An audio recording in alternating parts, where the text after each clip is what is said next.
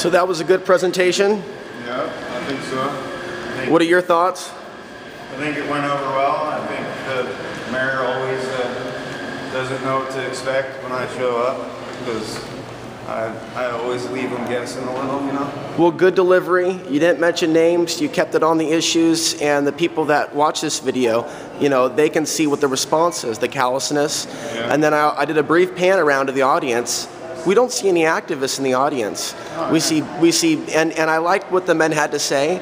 I wish I could talk to those men that are owners of that dealership and explain to them how deep the criminality goes. Maybe they don't understand. It seems like they just wanted. People in Portland don't understand how criminal this government is and how corrupt it is. And why there's so many homeless. And you're talking about the foreclosures. It's almost as if they reward criminal behavior by almost encouraging the squatter lifestyle. Why not open up these foreclosures? They probably actually want these houses to burn down, being foreclosures, so they don't have to pay $5,000 to some criminal element to go burn them down for them. I actually had no idea there are that many vacancies. I actually thought that Portland probably rated on the lower end of vacancies because we have so many people with money wanting to move here. So that was a surprise to me to see that revelation. 37% of the vacancies in the whole entire state are in the Portland, Vancouver area, and we have the highest number of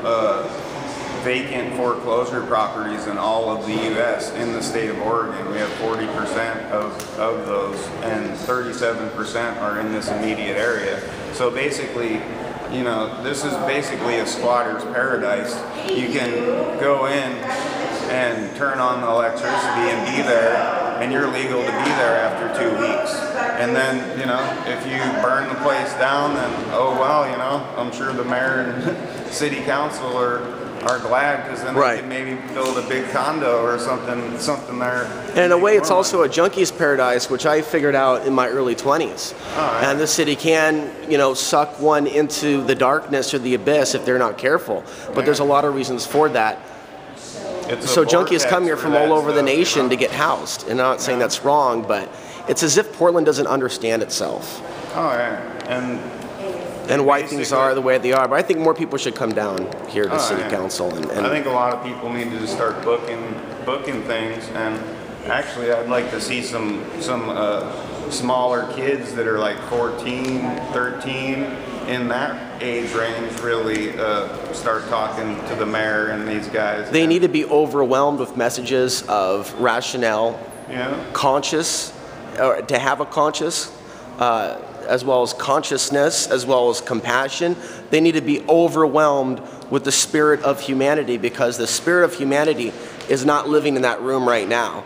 And you can spirit of business and corporate corruption and corporatism and callousness and anti-human politics. Anti-human politics. What's governing this city. And I think the solution for us, both of us in our situation, people watching this and people going through this in other cities, is we have to overwhelm them with those expressions of humanity, even if they try to crush what we're saying and make us look small independently, because together there's a larger movement of humanity waking up. The mayor tried to write me off as being crazy last week, which I called him on. I'm obviously not crazy, and I obviously am very rational. I'm probably one of the most rational people that present anything to him. So they're basically the lunatics running the asylum, you know what I mean? It's as simple as the fact that they hear pain in your voice, that you admit to having some post-traumatic stress. They write it off because they act like they're well-adjusted. They don't have the crack in the voice from any pain that they're carrying. They are well-fed, they are well-dressed, and they don't have to. Tacos at Jack in the Box today, you know? Right. And made my own coffee, you know. So that was my meal. Tell us about the security contract thing that they have going on. We saw someone given a reward here. Security, they run all the Israeli torture camps, and they actually routinely rape Palestinian women at the border checkpoints, which you saw the mayor was praising G4S earlier in the very beginning of. Right. So it's I kind of seem to show up right at the right moment where these guys are talking about different things. Like, I didn't know they were going to be talking about G4S, but that was on my agenda to speak about, and I spoke about it last week too, you know? about G4S and what they do, you know? So it seems like I'm here by fate, and I believe in the hand of fate, and I believe in what I'm doing, and I really think these guys need to be exposed for what they are and not praised. These people need to be shown for what they actually are and what they actually represent and who they're doing business with. They do business with HSBC, Financial Holding Groups, and those guys were busted in 2011 for money laundering with Hamas terrorists, which are Palestinian terrorists, and then they do contracts with G4S, which are Israeli terrorists. So they're basically playing both sides of the coin, making money off the war and all the terrorism and all the bloodiness and slaughter in the Middle East, and they seem to have no problem with that. And then they do business through HSBC. They invest over $3 million in HSBC. Right. And they got busted money laundering for Hamas, Mexican drug cartels, and Iranian terrorists. So this is just the latest corrupt revelation in a city with so much corrupt revelations. The city used to run the whorehouses back in the day, hundreds of them. We can fill the slave consciousness and the suppression of the sacred feminine and masculine in these buildings where these pillars actually represent a larger system that goes back in time. We can see it in the architecture. We can see it in the Masonic buildings scattered around Portland. Yeah, if we want to walk a couple blocks to the courthouse, you can see the swastikas that adorn the courthouse right when you first go in there. You know, have you ever seen those? What I see is how the society's affected women. It has suppressed the feminine. There is a look of, I just saw it just now, it's all around me, pure pain from the women that are all around these courthouses. It is oozing off of their aura. And I'm trying. Portland's #1 for child sex trafficking. And then we have a huge apathy issue. Too, you know, this is a major hub for. What do you think that does to a society when it's in denial that those things are happening? It seems to be something that's festering, like a cancer. Yeah, it basically is. And if you have cancer, you have to first recognize that you have cancer to do anything to cure it. You have to at least go to a doctor or realize that, hey, I have cancer. Like, if you don't deal with cancer or if you don't deal with the issues that are eating this city apart, then basically this city is going to get eaten apart like cancer, and it will eventually be a place that no one wants to live in, and especially women and children. You know, you have homeless serial killers, and serial killers have made their home in Portland. There's been multiple. This is like true. That Mark Bebout dude, he was a homeless serial killer. He killed like a 15-year-old girl. There's something about this place that draws them and also creates them. And for those of us that aren't living those lifestyles, it creates a very fearful, unhappy experience because we're around terrified people. We mentioned women earlier, terrified women. They don't want to be the ones to get raped or killed. So it's a difficult coexistence right now between the male-female dynamic in Portland. Yeah, there's a lot of homeless women out here too, and they're being preyed upon, raped on, you know, pretty often. You know, it happens a lot. You know. I think what we're here to do is really plant those seeds and send those messages to those dark forces that I think really control this city hall, that they're being exposed, but to really plant seeds for those listening and watching at home on channel 29 and 30. I think that people need to present the message to the people of Portland that they're responsible for this. If the government's supposed to be the people, taxes, you know? Right. So they're basically, you know, funding it all to some degree, you know. And if not, then they need to admit that we're in a dictatorship then, on a local level, that we're in a micro-dictatorship with possibly vote fraud taking place to manipulate certain decisions. It seems like all these politicians just keep getting reelected no matter how corrupt they are. So, you know, like maybe we need to toss every one of these guys out and get some new faces in here, you know? Let's go downstairs. I'll keep the camera rolling. So I would say that, so this is July 2nd now, a day where we commemorate the G4S security, head of security. Yeah, it's like wow. It's G4S day with the mayor, you know. He's like all for them and stuff. And I would say, you know, another good spot we should go to is the courthouse. because it's adorned in swastikas, you know?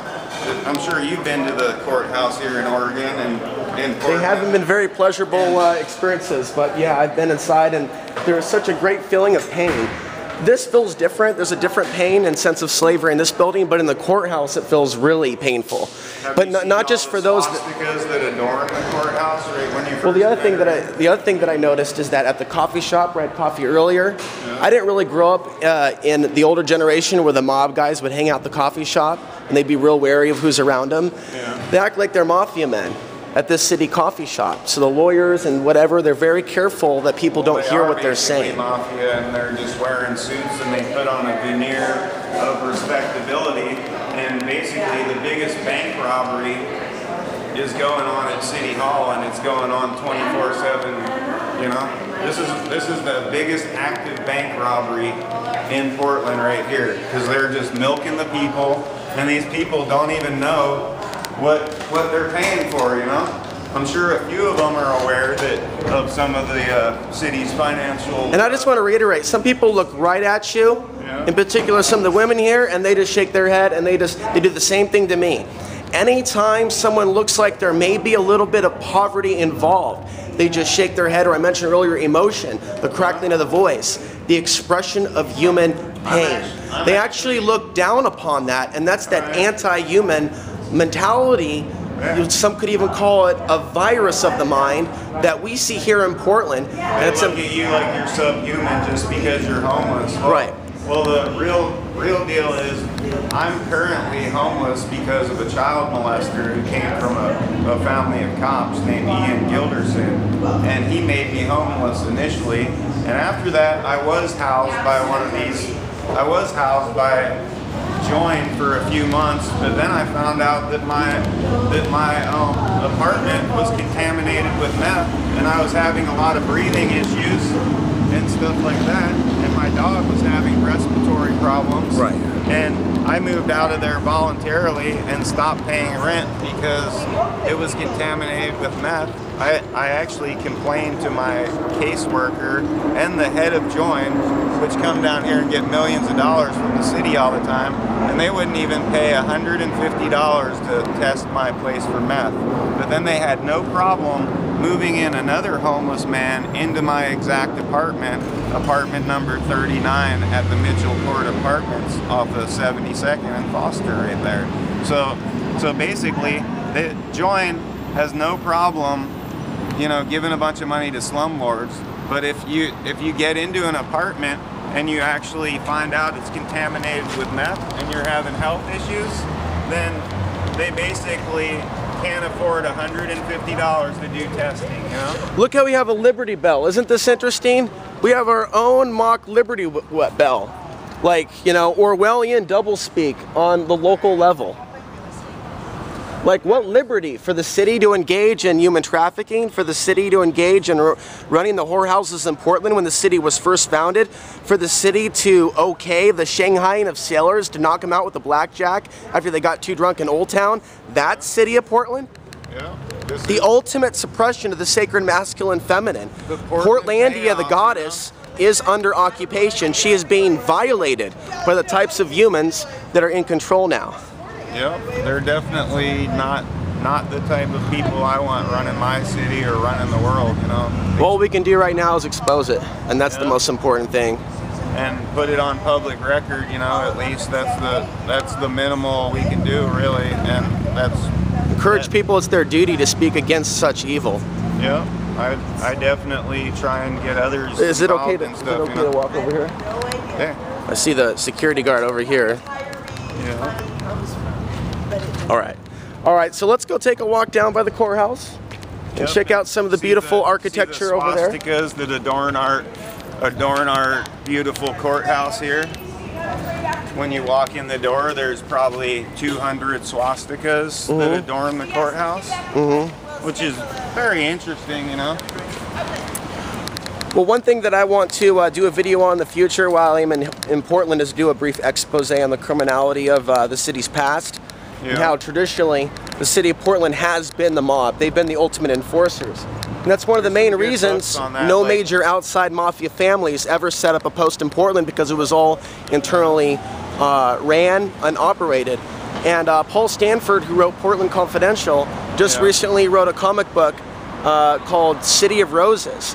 Now, even though he doesn't mention names, I don't know if you've read it yet. It's a real quick read. I haven't, but it suggests that the DA was involved in knocking over drug dealers, reselling the drugs, and it basically got him on the Opperman report, which I'm a producer for. I got Paul Stanford on there to discuss his book, The White House Call Girl thing. That's excellent. Talking about the Watergate call girl ring that they had. He didn't want to talk to me in 2006, but at that time he was writing for the Portland Tribune. I understand how sometimes people don't want to get wrapped up.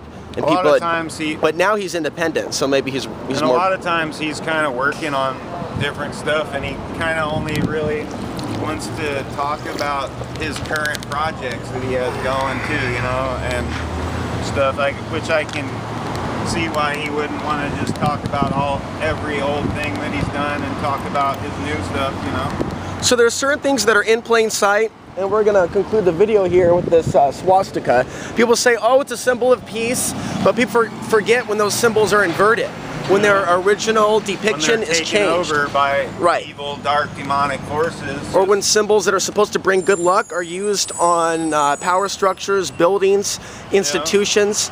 So we see Chase, for example, we see the clear swastika, and yet all these people that say they don't support that type of a system. And then they have a Nike swastika on the outside of the building downtown. Have you seen that? The Nike swastika? It's made up of this. Remember you sent me something, but yeah, there's someone else that noticed that as well. And so here we have the, and there is a lot of pain and suffering here. We can see the clear divisions between those that are wearing the press shirt and then those that are homeless.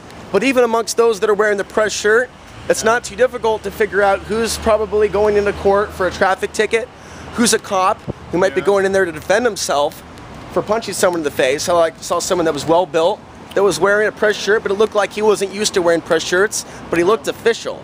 So you can almost pick him off a mile away, and in that coffee shop right there, again, it's like listening in on the mob. I'll sit down and people will be very quiet, make sure nobody can hear them. And there's this aura of that's the lawyer's coffee shop. So oh yeah, you can learn a lot just by going to the bars and the coffee shops around the courthouse, and that's usually where a lot of the dealings are actually done, and a lot of people get off their cases because, you know, the lawyer is all schmoozy with the judges and stuff like that, you know. Like those are the lawyers you really want to choose to get you off of a criminal case. You find out who's friends with the judges and where they go to drink at and hang out with each other. Those are the lawyers you want to hire. Back to our discussion about the whorehouses that the city used to run. Yeah, that's how they had a lot of things under control. They had the judges, including many federal judges. They would come straight to Portland, and they would be wined and dined by their concierge of the city of Portland. And so a lot of this stuff was far larger than what most people think. Another thing about the energy of this building, they used to hang people here, just like they used to do at a lot of old courthouses. That means it could be haunted. There could be a lot of innocent people that they put to death. And of course, we have the conquering of the world of the Native Americans and the tribes that lived here. And it wasn't very long after Lewis and Clark got here that 90% of them were dead. It was like, do not pass go, fuck reservation, you're just dead, 90% of you. And then there was a lot of hangings by the Ku Klux Klan that took place in Forest Park, a lot in Lower Maclay Park. And Lower Maclay is also where Ron Rummel, who used to do the UFO Digest, where he was suicided, where he was found dead of a gunshot, but there was apparently no fingerprints on the gun, so he was obviously suicided. And he was also friends with Phil Schneider, who died in this little Portland area too. Wasn't it Wilsonville? Too, you know? Wasn't down there? Yeah. Okay, the swastika? Yep, the swastikas are right when you're walking into this courthouse. I think there's a lot of. They're on the side of the building as well. And someone else that I bumped into before going to the courthouse at the City Hall today also was pointing that out to me. So twice today, there's been references to the swastikas on the courthouse. Yeah, if you walk in these doors right here, Right. I'll open it for you. You'll see about 200 swastikas that adorn this courthouse right here. Like these swastikas everywhere, you know. There's probably more like 500 swastikas once you go to the other side and see the exact same thing, you know. So yeah, this city hall is adorned in swastikas. You know? Most people just walk right by it. They don't realize that these are swastikas all over this whole entire building. Like these people, they just walked by. They didn't notice it, but obviously, once I pointed out all the swastikas that adorn this building, they actually did. But the mind's programming instantly comes in and says, "Oh no, that's not what it means. Yeah. It's just a design." There's no connection between the old power structures and today. There's no connection. Oh, yeah. They're coincidence theories. We should walk over to the other side. Right. See that this side has about 200 swastikas too. This whole building is adorned with swastikas. And if you know about the Nazi movement, it actually kind of started in America first, and Hitler was... A lot of funding came from America, right. Yep, and Hitler was inspired by Margaret Sanger and Henry Ford and a lot of eugenic type people. Right. And, you know, so it makes... And we have the Zionist connection. You were already mentioning Israeli private security and the current atrocities against, one could say, the current Jews, the Palestinians, even though a real Semite is more Arabic. And there's just great distortion as to what Jew is today. A Semite can be actually anyone who's of Jewish origin, from the whole Arab nation and Pan-Asian people too. So basically, the word anti-Semitic is actually used out of context a lot of the time, because when they say Arabs are being anti-Semitic about talking about Jews, actually the Arabs are of the Semitic race too. For them to be anti-Semitic as Arabs, they would actually have to be anti themselves too, since they're part of the Semitic race themselves, you know? I think it's really important as we close here that people really internalize what this type of a structure does to men and women in the demasculating and defeminizing. What this type of structure, competition, scarce hell that's adorned with swastikas, which is about stealing energy from others. And most people that go in here to be robbed, to either serve the system or be robbed or violated, don't say anything about it. They just go in and they go out. They don't fight the system. They don't expose the police state. And very few, maybe less than 1%. So this is a case study then of people participating in their own enslavement. I mean, you can even find people in jail today that have no idea what the Federal Reserve System is, or that prisons are private, right, that there's profit in it. And if you hear, you probably heard about the judges who got busted in Pennsylvania a couple years, and they were actually selling children off to the private prison industry and getting kickbacks from the private prison industry to give a lot of people hard time in juvenile correctional facilities, and a lot of them were African Americans and stuff like that primarily. So basically, the judges were basically human trafficking children to the private prison industry and throwing their lives in the toilet for about $5,000 a head, you know? So what we learned from this is that we're not victims, that people are participating in their own enslavement. People, especially in today's society, they're very apathetic in relation to the sexual slavery that others are under. And from my experience, women that have been traumatized in this culture, if they've been traumatized so much by a man or family or their father, they're not going to jump to someone else's defense when they're victimized because of the trauma that they internalize in their own body. And so our society now is like a festering. They don't want to pick the scab, basically. It's one way of looking at it. Right. And I think that that's how we can find liberation through this, by being self-responsible and look at ways, how can we find ways to not serve the system or serve those that are dominators, that wish to imprison people, that wish to violate the free will of others. And there's so much violation of free will taking place, and I think that's a cardinal sin of humanity. Yep, I think we need to form micro-nations within this nation and, you know, basically take control of our own lives and create our own medical structures and work structures and everything, you know, instead of relying on these corrupt, evil men to dictate our lives and to ruin them. Right. Yeah, we'll talk more about the solutions that as individuals we can take in future videos. Right on. All right, let's keep walking.